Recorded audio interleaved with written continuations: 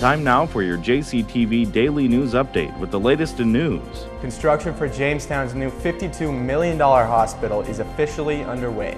Covering your local weather. Just how cold, you ask? Well, the temperature is above zero, but just barely at 2 degrees, and that's without the wind.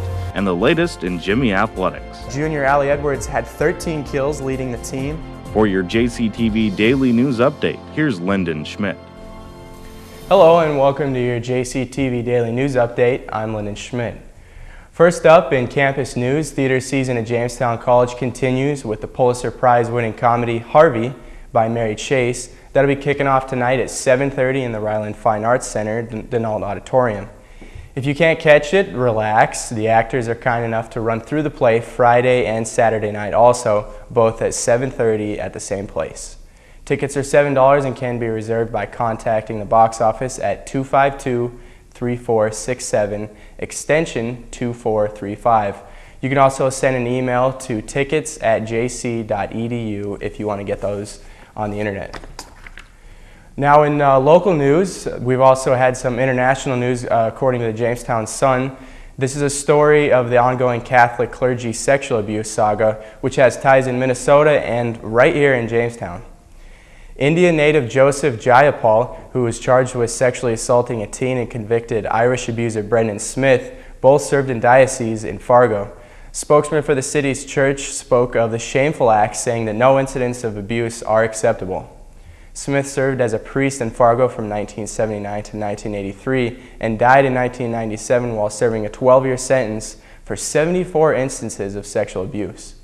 Jayapal, on the other hand, was charged with sexual assault while he served in Crookston, Minnesota, and is still an active priest in India. And most disturbingly, a visiting pastor at St. James Catholic Church in Jamestown by the name of Abraham Anthony was charged with gross sexual imposition, sexual assault, and disorderly conduct in 2000.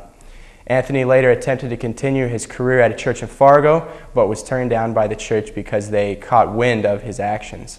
For more on this story, pick up a copy of the Jamestown Sun on stands today.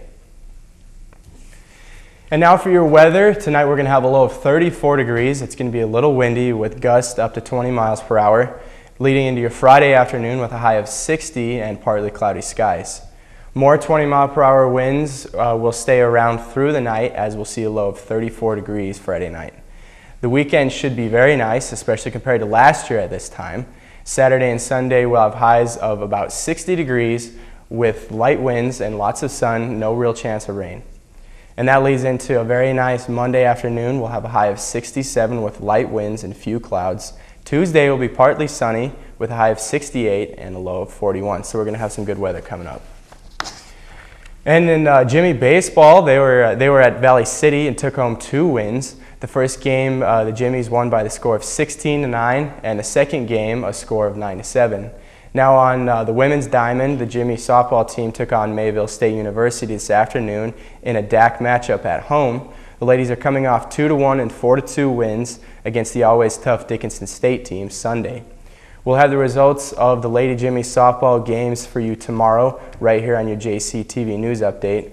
Also, men's and women's track and field teams will be heading to Iowa to compete in the Sioux City Relays. That's going to be a big meet for them, so I'm also involved, so wish us good luck, and you can get the results on Monday.